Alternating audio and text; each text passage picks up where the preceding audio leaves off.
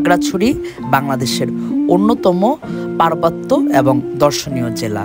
এই জেলায় রয়েছে খাগড়াছড়ি হর্টিকালচার পার্ক ও হর্টিকালচার পার্কের ভিতর অবস্থিত ঝুলন্ত ব্রিজ, আলুটিলা পর্যটন কেন্দ্র এবং আলুটিলা পর্যটন কেন্দ্রের ভিতর অবস্থিত আলুটিলা গুহা। ঢাকা থেকে বাস যোগে খাগড়াছড়ি জেলার এই দুটি দর্শনীয় স্থান ঘুরে একদিনই ঢাকায় ব্যাক করা যায়। আমরা রাঙামাটি জেলার সাজেক থেকে খাগড়াছড়ি জেলায় গিয়েছিলাম এবং ঘুরে দেখেছিলাম খাগড়াছড়ি জেলার অন্যতম এই দুটি দর্শনীয় স্থান।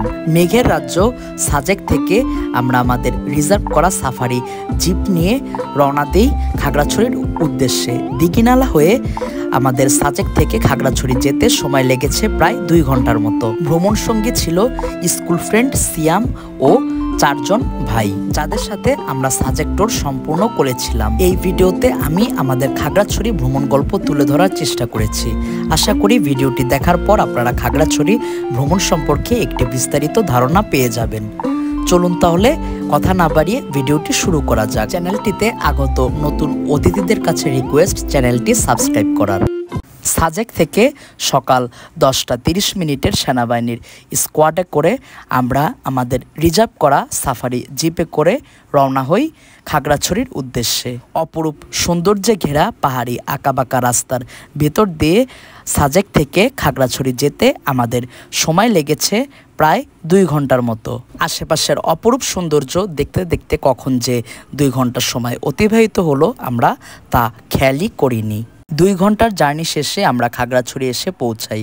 আর খাগড়াছড়ি পৌঁছে আমরা খাগড়াছড়ির হর্টিকালচার পার্কের পাশে অবস্থিত ফাদাংতাং রেস্তোরাঁয় প্রবেশ করি দুপুরের খাবার সম্পূর্ণ করার উদ্দেশ্যে। এই ফাদাংতাং রেস্তোরাঁটি সবুজ গাছপালা দিয়ে ডেকোরেশন করা। আমরা একটু ফ্রেশ হয়ে এই রেস্তোরাঁর ভিতরে আসন গ্রহণ করি এবং দুপুরের খাবার অর্ডার দিই। আর আমাদের দুপুরের খাবারের আইটেম ছিল এখানকার জনপ্রিয় সুরমা মাছের শুটকির ভর্তা, হাঁস, মুরগি, ডাল এবং পাহাড়ি জুমচালের সাদা ভাত। পেটে তীব্র খিদে থাকায় আমরা দ্রুত আমাদের দুপুরের খাবারের পর্বটি সেরে ফেলি। আর এখানকার জনপ্রিয় সুরমা মাছের শুটকির ভর্তাটি ছিল অসম্ভব রকম মজা। তবে এই রেস্তোরাঁয় খাবারের দাম কিছুটা বেশি বলে মনে হয়েছে। আর এই রেস্তোরাঁর বারান্দা থেকে খাগড়াছড়ি হর্টিকালচার পার্কের মেইন গেট দেখা যায়, যেটির ভিতরে ঝুলন্ত ব্রিজ অবস্থিত।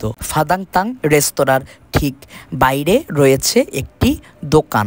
এই দোকানে আদিবাসীদের বিভিন্ন পোশাক, গামছা, চকলেট, আচার সহ বিভিন্ন আইটেম পাওয়া যায়। এখান থেকে টিকিট কেটে হর্টিকালচার পার্কের ভিতর প্রবেশ করতে হয়। টিকিটের বর্তমান মূল্য জনপ্রতি 50 টাকা। হর্টিকালচার পার্কের মেইন গেট দিয়ে প্রবেশের পর আপনাদের চোখে পড়বে হাতের দুপাশে অনেকগুলো দোকান। মেইন গেটটি ক্রস করার পরই হর্টিকালচার পার্কের ভিতর প্রবেশ করা যায়। আর প্রবেশের পর হাতের 2 পাশে অসংখ্য সবুজ গাছপালা চোখে পড়বে। আমরা যেদিন খাগড়াছড়ি ভ্রমণ করেছিলাম সেদিন অসম্ভব রকমের গরম ছিল। এই গরমের কারণে আমাদের খুব ভালো রকম অসুবিধা হচ্ছিল। প্রায় 22 একর জায়গার উপর এই হর্টিকালচার পার্কটি অবস্থিত। এখানে একটি লাভ পয়েন্ট এবং বাচ্চাদের খেলার জন্য একটি মিনি পার্ক রয়েছে। আপনারা চাইলে রাজধানী ঢাকা থেকে সরাসরি এই খাগড়াছড়ির হর্টিকালচার পার্কে চলে আসতে পারেন। ঢাকার সায়দাবাদ, গাবতলী, আরামবাগ, উত্তরা থেকে Shanti, Eagle, Saint Martin, Hyundai, Shyamoli অথবা সৌদিয়া পরিবহনে করে চলে আসতে পারেন খাগড়াছড়ি শহরে। এরপর খাগড়াছড়ি শহর থেকে একটি রিক্সা নিয়ে খুব সহজেই চলে আসতে পারেন এই হর্টিকালচার পার্কে। পার্কটির ঠিক মাঝামাঝি জায়গায় আই লাভ খাগড়াছড়ি লেখাটি রয়েছে।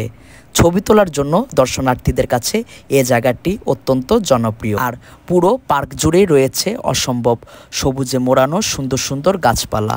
এই খাগড়াছড়ি হর্টিকালচার পার্কের সবচেয়ে আকর্ষণীয় একটি জিনিস হলো এই ঝুলন্ত ব্রিজ। এই ঝুলন্ত ব্রিজের কারণে এই জায়গাটি অত্যন্ত বেশি জনপ্রিয়। ঝুলন্ত ব্রিজটি একটি লেকের উপর নির্মিত হয়েছে। প্রতিদিন অনেক অনেক পর্যটক খাগড়াছড়ির হর্টিকালচার পার্কের ভেতর অবস্থিত এই ঝুলন্ত ব্রিজে ঘুরতে আসেন।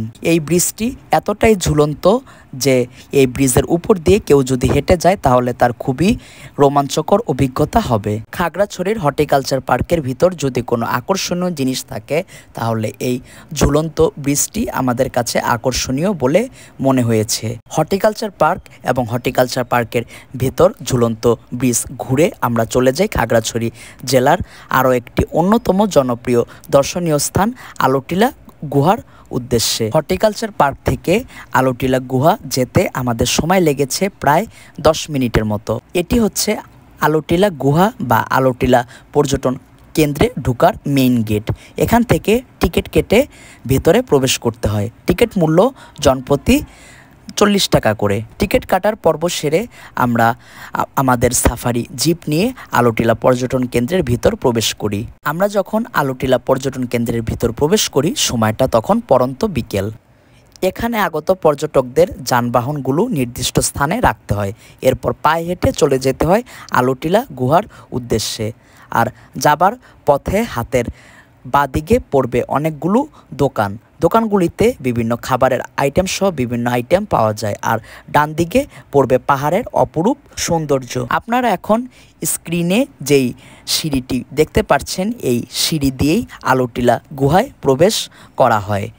এই সিঁড়ি দিয়ে নিচে নামলেই আলোটিলা গুহার দেখা পাওয়া যায়। এই সিঁড়ি দিয়ে আলোটিলা গুহায় প্রবেশ করতে সময় লাগে আনুমানিক 5 থেকে 10 মিনিটের মতো। সিঁড়ি দিয়ে একটু নিচে নামার পরই দেখা পাওয়া যায় এই প্রাচীন বটগাছের।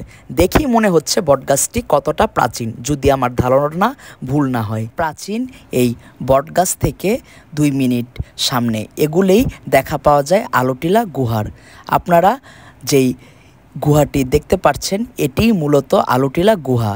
আর গুহার ভিতর প্রচণ্ড রকম অন্ধকার। শুধু অন্ধকারই নয়, গুহার নিচে রয়েছে অসম্ভব রকম পিছলে। গুহাটার ভিতর এতটাই অন্ধকার যে আলো ছাড়া কোনোভাবেই চলা সম্ভব নয়। তাই এখানে আগত সকল পর্যটকেরা মোবাইলের ফ্ল্যাশলাইট দিয়ে আলোর কাজ চালিয়ে নেয়।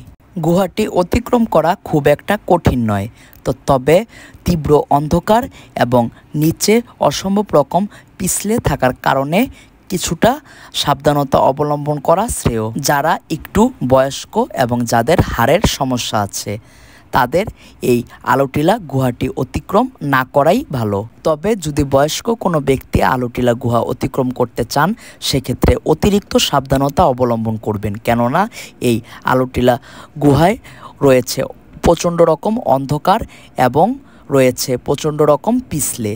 যেমনটা বলছিলাম, আলোটিলা গুহার এক মাথা থেকে আরেক মাথা অতিক্রম করতে আমাদের সময় লেগেছে 5 মিনিটের একটু বেশি।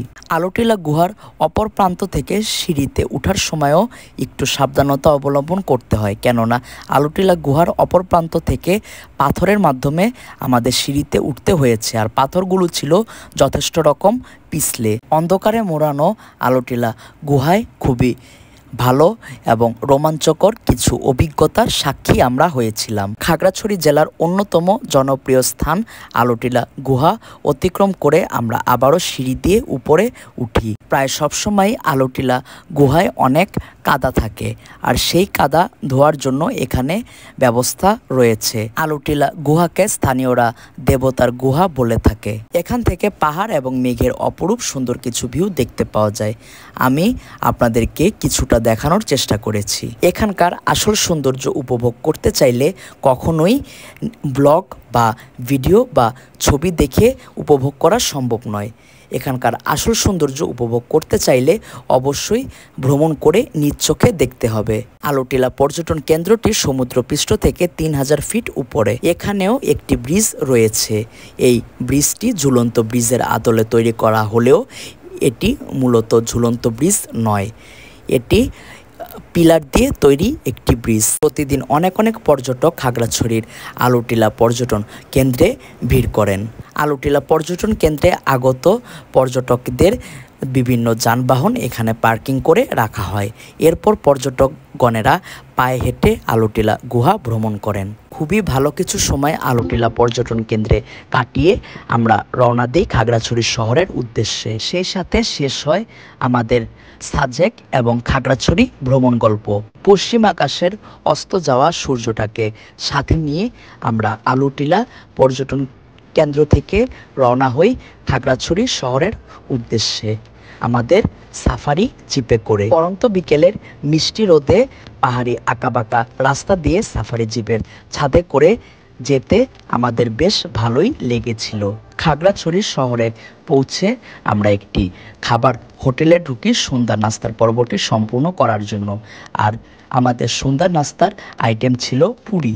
এরপর আমাদের গ্রুপের 4 জন ভাইকে বিদায় দিয়ে আমি এবং সিয়াম চলে যাই আরও একটি হোটেলে রাতের খাবার সম্পূর্ণ করার জন্য। আর আমাদের রাতের খাবারের আইটেম ছিল সাদা ভাত, মুরগি এবং সবজি।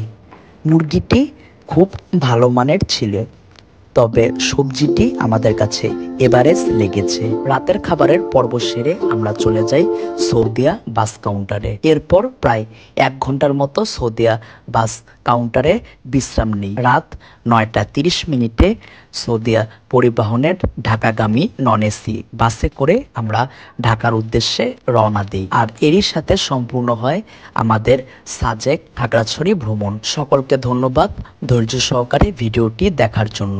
সকলে সুস্থ থাকবেন, ভালো থাকবেন এবং বেশি বেশি করে ভ্রমণ করবেন। সবাইকে শুভকামনা জানিয়ে আমি আবেশ ইন্তেসার অনিক আজকের মতো বিদায় নিচ্ছি। আসসালামু আলাইকুম।